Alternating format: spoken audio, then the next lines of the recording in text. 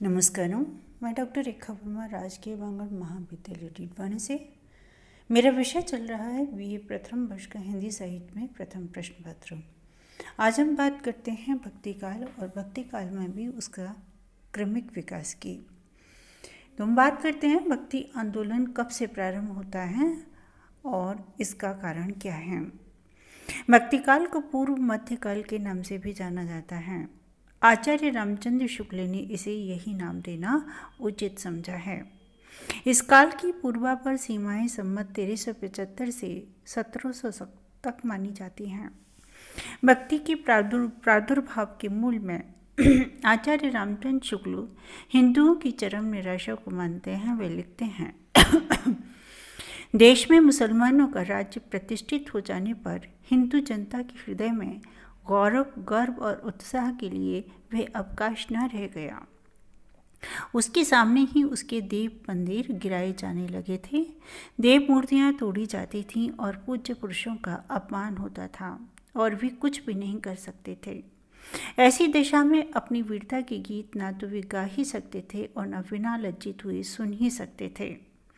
आगे चलकर जब मुस्लिम साम्राज्य दूर तक स्थापित हो गया तब परस्पर लड़ने वाले स्वतंत्र राज्य भी नहीं रह गए।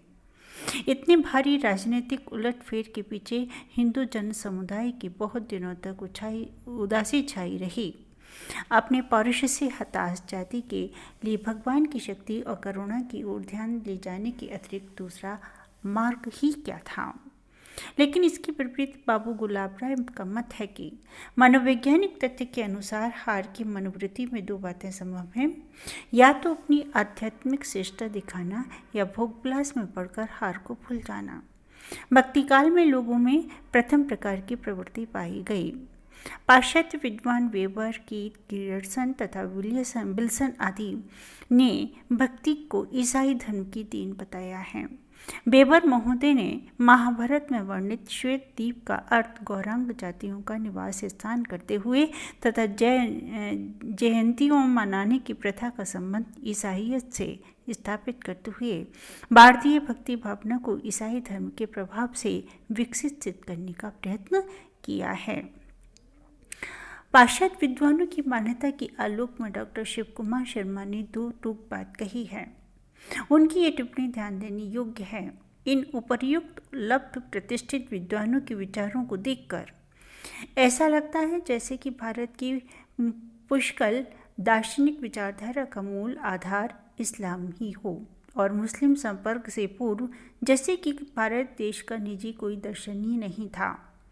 इस विषय में दृढ़ता से स्मरण रखना होगा कि शंकर के अद्वैतवाद और मुसलमानों के एक ईश्वरवाद में अंतर है तथा धर्माचार्यों में दार्शनिक सरणी भी मुस्लिम संपर्क की प्रतिक्रिया से जन्य नहीं है।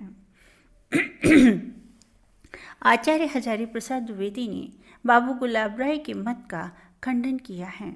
उन्होंने यह भी कहा है कि भक्ति काल का साहित्य प्राचीन दर्शन प्रवाह की एक अविच्छिन्न धारा है। हिंदुओं की शोचनीय स्थिति का चित्र प्रस्तुत करते हुए आचार्य द्विवेदी जी ने लिखा है कि इस कसाब का परिणाम यह हुआ कि किनारे पर पड़ी हुई बहुत सारी जातियां छंट गईं और बहुत दिनों तक न हिंदू न मुसलमान बनी रहीं। बहुत सी पशुपत मत को मानने वाली और संन्यास से गृहस्थ बनी जातियां धीरे धीरे मुसलमान होने लगी। इस प्रकार की जो लाहा जाति नाथ मत को मानने वाली थी, जो निरंतर उपेक्षित रहने के कारण मुसलमान होती गई, इस जाति में मध्यकाल में स्वाधीनता चेता संत कबीर उत्पन्न हुए। भक्ति आंदोलन ईसाई प्रभाव से भी युक्त है और दक्षिण भारत की आलवर भक्तों की भक्ति धारा से भी गतिशील हुआ है। आलवर भक्त संख्या में 12 माने गए हैं। इन 12 भक्तों में अनेक ऐसे हैं जो इतिहास प्रसिद्ध हुए हैं। ऐसे भक्तों में आंदल नाम की एक भक्तिन हुई है। इस भक्तिन का विशेष महत्व रहा है।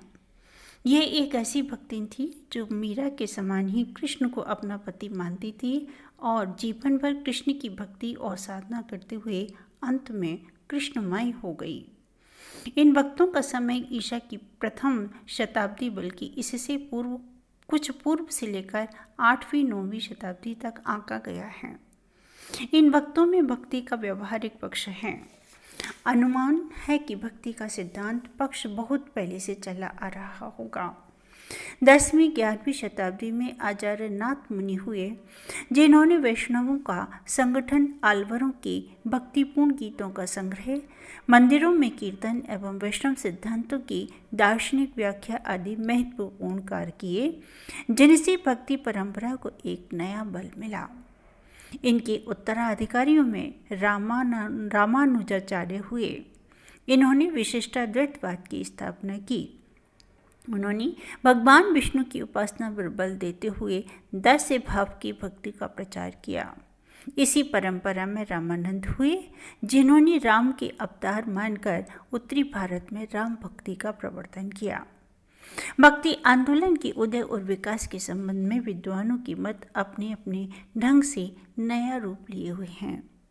वास्तविकता यह है कि यदि सभी विद्वानों के मतों पर दृष्टिपात किया जाए तो एक तत्व यह अवश्य स्पष्ट होता है कि भक्ति का उदय तत्कालीन परिस्थितियों में अनिवार्यता थी। संपूर्ण समाज, धर्म, राजनीतिक जीवन और सांस्कृतिक परिवेश ऐसा निराश, खिन्न और उदास हो गया था कि कहीं कोई रास्ता ही नहीं दिखाई दे रहा था। भक्ति भावना आस्था पर टिकी हुई है, अतः वही एकमात्र मार्ग बचा था जो भक्ति परक साहित्य की प्रेरणा भूमि बन सकता था। इसी भूमिका पर भक्तों ने अपने कदम बढ़ाए और सफलता प्राप्त की। भक्ति काल में भक्ति की बहुमुखी आयाम और उनकी भावात्मक अभिव्यक्ति की प्रचुरता दिखाई देती है। हिंदी साहित्य की श्रीवृद्धि में इस काल में भक्तों, संतों और रसिकों ने अपनी रचनाओं से भरपूर योग दिया है। भक्तिकालीन साहित्य अपने गुणात्मक और परिणात्मक रूप में युगों तक हिंदी को गौरव प्रदान करता रहेगा। भक्तिकाल की राजनीतिक पृष्ठभूमि का प्रभाव अत्यंत स्पष्ट है। ये राजनीतिक परिस्थितियां ही भक्ति साहित्य की प्रेरणा के मूल में हैं।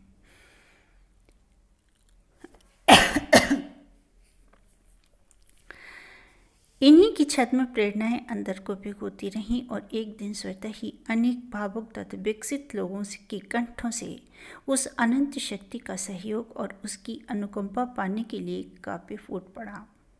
हिंदू लोग आर्थिक दृष्टि से हीन थे। अधिकांश हिंदू निर्धनता, अभावों से पीड़ित और आजीविका के लिए निरंतर संघर्षरत थे। उनका रहन सहन भी निम्न कोटि का था। मुसलमान भी शिया सुन्नी के झगड़ों में व्यस्त थे और आपस में लड़ते झगड़ते रहते थे। कई क्षेत्रों में हिंदू मुसलमानों में सहयोग के आधार भी तैयार हो रहे थे। वास्तुकला, चित्रकला, धर्म और साहित्य के क्षेत्र में आदान प्रदान आरंभ हो गया था।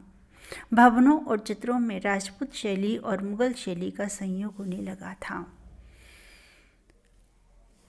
इस प्रकार रामोपासक और कृष्णोपासक भक्तों की परंपरा का विकास प्रारंभ हुआ। हिंदी काव्य को प्रौढ़ता तक पहुंचाने का श्रेय इन्हीं राम और कृष्ण भक्ति शाखाओं के कवियों को प्राप्त है। एक ओर सगुण भक्ति के लिए भूमि तैयार हो रही थी, दूसरी ओर मुसलमान भी अब अपने आप को यहाँ का निवासी मानने लगे थे। नई परिस्थितियों में हिंदुओं और मुसलमानों दोनों के लिए सामान्य भक्ति मार्ग का विकास होने लगा था। सिद्धों और नाथों की अंतः साधना से कुछ मुसलमान भी प्रभावित हुए थे और वे हिंदू मुसलमान की भेद से ऊपर उठ रहे थे। मुस्लिम आक्रमणों से पूर्व यहाँ सूफियों का आना जाना था। उनके कुछ संप्रदाय इस्लाम वातावरण का निर्माण कर रहे थे। सूफी भारतीय अद्वैतवाद के संपर्क में आए और इन्होंने अद्वैतवाद के ढंग पर प्रेम स्वरूप निराकार ईश्वर का प्रचार किया।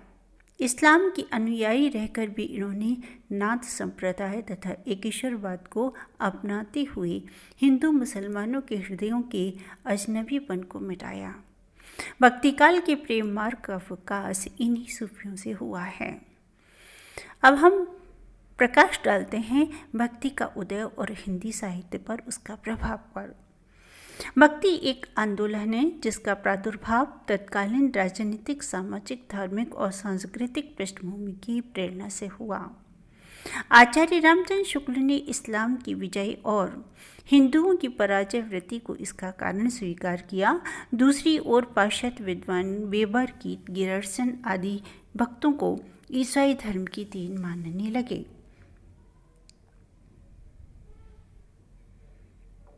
इस प्रकार से भक्ति आंदोलन का प्रभाव सशक्त है।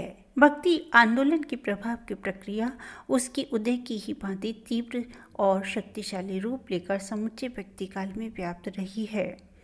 ये अलग बात है कि भक्ति आंदोलन को लोग तरह तरह की प्रतिक्रियाओं और प्रभावों की छाया में देखने के आदी हो गए हैं। इस दृष्टि से अनेक विद्वानों ने अपने अपने मत प्रस्तुत किए हैं। कुछ भारतीय विद्वान तिलक, अयंगर, राय चौधरी आदि इसे भारतीय दर्शन का ही उपजीव मानते हैं। आचार्य हजारी प्रसाद द्विवेदी ने शुक्ल जी से भी असहमति व्यक्त करते हुए लिखा है कि यदि भक्ति पराजित मनोवृत्ति की देन होती तो उसका जन्म और विकास दक्षिण में न होता। उत्तर भारत में भी राजपूत शासक मुस्लिम आक्रांताओं से प्राणपण से उत्साहपूर्वक जूझते रहते थे। निराशा उनमें भी नहीं थी। हिंदू सदा से आशावादी रहे हैं। विषम परिस्थितियों में जीवित रहने की उनमें शक्ति है। शंकर, रामानुज, वल्लभ, रामानंद आदि सब विषम और विपरीत परिस्थितियों में ही पैदा हुए थे। कबीर, नानक, सूर, तुलसी भी ऐसी विषम परिस्थितियों की देन हैं। बाबू गुलाब राय भी इसे मुस्लिम राज्य की प्रतिक्रिया नहीं मानते। वे भक्ति काव्य में भारतीय संस्कृति और आचार विचार की रक्षा मानते हैं। आचार्य हजारी प्रसाद द्विवेदी ने भक्ति आंदोलन पर ईसाई प्रभाव की चर्चा करते हुए लिखा है, अवतारवाद का जो रूप है इस पर महायान संप्रदाय का विशेष प्रभाव है। यह बात नहीं है कि प्राचीन हिंदू चिंतन के साथ उसका एकदम संबंध है ही नहीं, पर सूरदास, तुलसीदास आदि भक्तों में उसका जो स्वरूप पाया जाता है वह प्राचीन चिंतनों से कुछ ऐसी भिन्न जाति का है कि एक जमाने में गियर्सन, केनेडी आदि पंडितों ने उसमें ईसाईपन का आभास पाया था। डॉक्टर रामरतन भटनागर भक्ति आंदोलन को पौराणिक धर्म का पुनरुत्थान मानते हैं। डॉक्टर भंडारकर अवतार को वैदिक साहित्य में ही ढूंढ लेते हैं। डॉक्टर सत्येंद्र भक्ति का उद्भव द्राविड़ों से मानते हैं, दक्षिण के वैष्णव भक्तों से नहीं। भक्ति द्राविड़ी उपजी लाए रामानंद, इस उक्ति के अनुसार भक्ति की उत्पत्ति द्राविड़ों में हुई थी, किंतु हड़प्पा और मोहनजोदड़ो की सभ्यता का अन्वेषण करने से ज्ञात होता है कि द्राविड़ तो स्वयं एक ईश्वरवादी थे। गीता और महाभारत में भक्ति का स्पष्ट प्रतिपादन मिलता है। दूसरी ओर द्वैतवाद के प्रवर्तक मध्वाचार्य, द्वैताद्वैत के निम्बकाचार्य तथा शुद्धाद्वैत के प्रवर्तक वल्लभाचार्य हुए। मध्वाचार्य ने शंकर के मायावाद का खंडन किया। निम्बार्क ने लक्ष्मी और विष्णु के स्थान पर राधा कृष्ण की भक्ति का प्रचार किया तथा वल्लभाचार्य ने बालकृष्ण की उपासना पर विशेष बल दिया। वल्लभाचार्य ने उपासना पद्धति पुष्टि मार्ग के नाम से जानी जाती है। कृष्ण भक्ति के उपासक चैतन्य महाप्रभु, स्वामी हरिदास का सखी संप्रदाय तथा हितहरि वंश का राधा वल्लभ संप्रदाय आदि हुए हैं। कृष्ण भक्ति में माधुर्य भाव की प्रतिष्ठा के साथ उसमें घोर श्रृंगारता आ गई है। बौद्ध सिद्धों ने तथा नाथों ने धर्म में जाति पाति तथा बाह्य बंधनों को स्वीकार नहीं किया। वे ईश्वर को घट के भीतर बताते थे। योग के द्वारा नाड़ी साधन और इंद्रिय निग्रह को सिद्धों व नाथों ने श्रेयस्कर समझा। फलस्वरूप संत मत के लिए भूमि तैयार हो गई। इसमें मुसलमानों ने भी अपने समाज की अनुकूलता देखी। फलतः हिंदू और मुसलमान दोनों इस प्रकार की निर्गुण भक्ति धारा में आ गए। कबीर, नानक, दादू आदि संत भी भक्ति के उन्नायक रहे हैं। अब आते हैं भक्ति साहित्य का वर्गीकरण की बात पर। भक्ति काल में उपलब्ध समस्त साहित्य का विभिन्न दृष्टियों से वर्गीकरण किया जाता है। एक उपासना पद्धति की दृष्टि से भक्तिकालीन प्रमुख साहित्य दो धाराओं में विभक्त है, एक निर्गुण धारा और दूसरी सगुण धारा। निर्गुण धारा के अंतर्गत संत काव्य और प्रेम काव्य निर्मित हुए और सगुण धारा के अंतर्गत राम काव्य और कृष्ण काव्य। विषय की दृष्टि से रचनाएं चार प्रकार की हैं। एक, संत काव्य जिनमें संतों ने अधिकांश रूप से आपबीती और आंशिक रूप से जगबीती कही है। दूसरी, प्रेम काव्य जिसमें सूफियों ने हिंदू गृहस्थ के रूढ़िगत कथानकों का आश्रय लेकर इस्लामी साधना की सरल व्याख्या की है। तीसरा, राम काव्य जिसमें रामगुण और रामचरित के साथ साथ जातीयता और राष्ट्रीयता का भी अमर संदेश है। अगली है कृष्ण काव्य जिसमें कृष्ण लीलाओं के साथ साथ आत्मसमर्पण की भावना निहित है। अगला, प्रबंध की दृष्टि से समस्त साहित्य तीन कोटि का रहा। एक, कथानकबद्ध साहित्य, इसके अंतर्गत सूफियों के प्रेम काव्य तथा रामचरितमानस जैसी रचनाएं हैं। दो, विशुद्ध गेय विष्णु पद, इसमें संतों तथा कृष्ण भक्तों ने अंतर्मुखी स्थितियां अपनाकर अपनी हृदय वेदना की गांठ खोली है। तीसरी, सूक्तियां हैं, इनके माध्यम से कतिपय संतों ने सांसारिक अनुभव की अभिव्यक्ति की है। इस प्रकार भक्तिकाल के समस्त साहित्य में विषय और निरूपण शैली संबंधी विभिन्नता होने पर भी एक अद्भुत समानता है। समूचा साहित्य किसी न किसी पद्धति से गेय कोटि में आता है। सगुण और निर्गुण साहित्य की विष्णु पदावलियों के अतिरिक्त दोहा, चौपाई, कवित्त, सवैया आदि भी सफलतापूर्वक गाए जा सकते हैं। भक्तिकाल में हनुमानाष्टक आदि कतिपय पद्य नाटक भी निर्मित हुए हैं। नाटकीयता के अतिरिक्त गेयत का गुण इनमें भी विद्यमान है। इस काल की रचनाओं का फुटकर रचनाओं का भी निर्माण हुआ है। अब बात करते हैं निर्गुण काव्य की। हिंदी साहित्य के इतिहास के पूर्व मध्यकाल में हमें निर्गुण और सगुण दो प्रकार की भक्ति धाराएं अथवा दार्शनिक धाराएं देखने को मिली। निर्गुण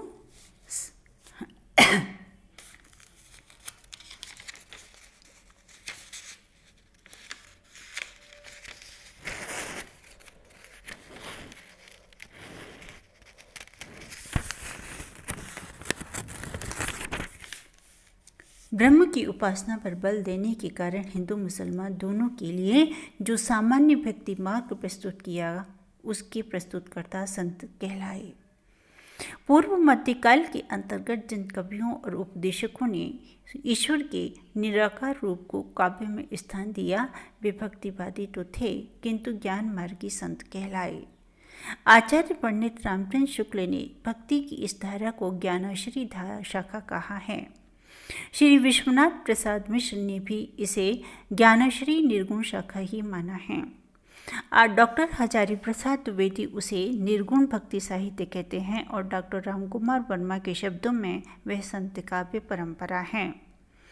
इस संदर्भ में एक बात और है कि ज्ञानाश्री शब्द से सामान्यतः यह भ्रांति होती है कि इस धारा के कवियों में ज्ञान तत्व को अधिक महत्व दिया है, जबकि वस्तु स्थिति यह है कि इन्होंने प्रेम के 2.5 अक्षरों के सामने संसार के समस्त ज्ञान को तुच्छ कहा है।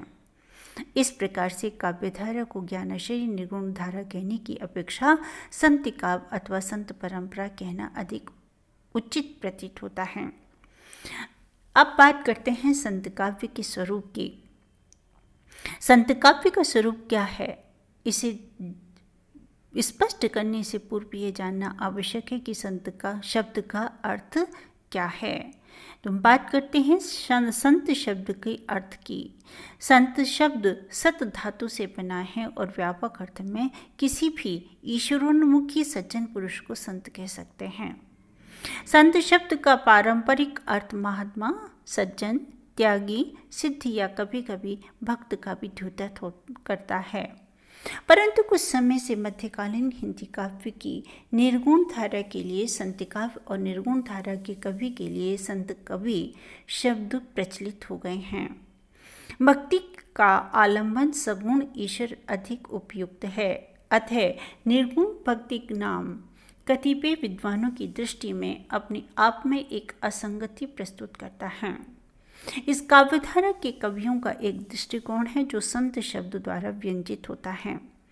इस संदर्भ में विभिन्न विद्वानों ने संत शब्द की व्याख्या विभिन्न प्रकार से की है।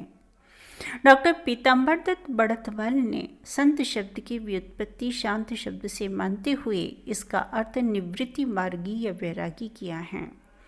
परशुराम चतुर्वेदी ने मतानुसार संत शब्द उस व्यक्ति की ओर संकेत करता है जिसने सतरूपीय परम तत्व का अनुभव कर लिया हो और जो इस प्रकार अपने व्यक्तित्व से ऊपर उठकर उसके साथ तद्रूप हो गया हो, जो सत्य स्वरूप नित्य सिद्ध वस्तु का साक्षात्कार कर चुका हो।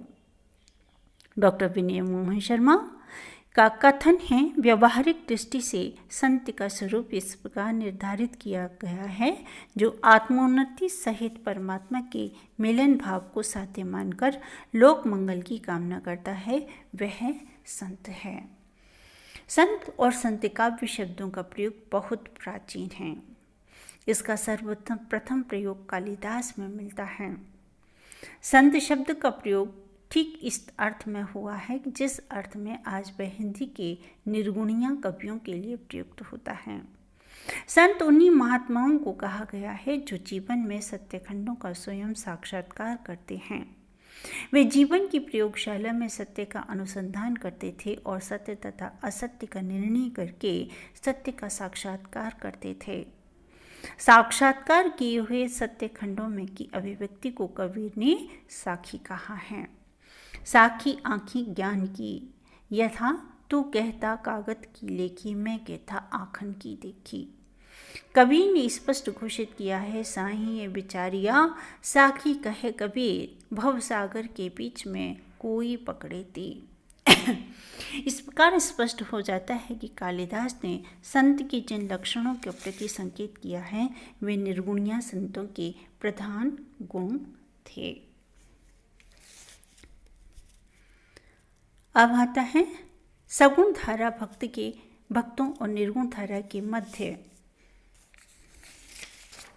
अंतर करने के लिए डॉक्टर हजारी प्रसाद द्विवेदी का यह कथन पर्याप्त होना चाहिए। सगुण उपासना में पौराणिक अवतारों को केंद्र बनाया और निर्गुण उपासना ने योगियों अर्थात नाथ पंथियों के निर्गुण प्रमुखों। प्रथम ने हिंदू जाति की बाह्य आचार की शुष्कता को ही दूर करने का प्रयास किया। एक ने समझौते का रास्ता लिया, दूसरी ने विद्रोह का। एक ने श्रद्धा को पथ प्रदर्शक माना, दूसरी ने ज्ञान को। एक ने सगुण भगवान को अपनाया, दूसरी ने निर्गुण राम को। सगुण भाव के भक्तों की महिमा उनके असीम धैर्य और अध्यवसाय में है, किंतु निर्गुण श्रेणी के भक्तों की महिमा उसकी उत्कट साहस में है। एक ने सब कुछ स्वीकार करने का अद्भुत साहस दिखाया और दूसरे ने सब कुछ छोड़ देने की असीम साहस। इसके प्रेरक तत्व हैं अपभ्रंश साहित्य और नाथपंथ साहित्य, वैष्णव भक्ति आंदोलन और महाराष्ट्रीय संत संप्रदाय, इस्लाम धर्म, संत काव्य का प्रवर्तन आदि हैं। इस प्रकार से नामदेव संत का परंपरा के प्रवर्तक थे, तथापि अधिकांश विचारक कबीर को ही उत्तर भारत के संत काव्य का प्रवर्तक मानते हैं। उसका मूल कारण है नामदेव का व्यक्तित्व कोमल था और वह अपने किसी संघर्ष या वाग्युद्ध में प्रवृत्त नहीं हुए। कबीर का व्यक्तित्व अक्खड़ था। उन्होंने काशी के पंडितों को ललकारा और अपनी युक्तियों से उनका मुंह बंद कर दिया। उन्होंने अपनी प्रखर प्रतिभा, सुदृढ़ व्यक्तित्व, प्रौढ़ चिंतन एवं कवि सुलभ सहृदयता एवं मार्मिक व्यंजना शैली के बल पर संत मत और संत काव्य का प्रचार शीघ्र ही संपूर्ण उत्तरी भारत में कर दिया। डॉक्टर हजारी प्रसाद द्विवेदी के मतानुसार कबीर साधना के क्षेत्र में युग गुरु थे और साहित्य के क्षेत्र में भविष्य दृष्टा। इस प्रकार हमने भक्ति काल के आंदोलन की बात की है और संत परंपरा की और निर्गुण और सगुण परंपरा की बात की है। अगले वीडियो में हम संत काव्य की विशेषताओं का उल्लेख करेंगे। धन्यवाद।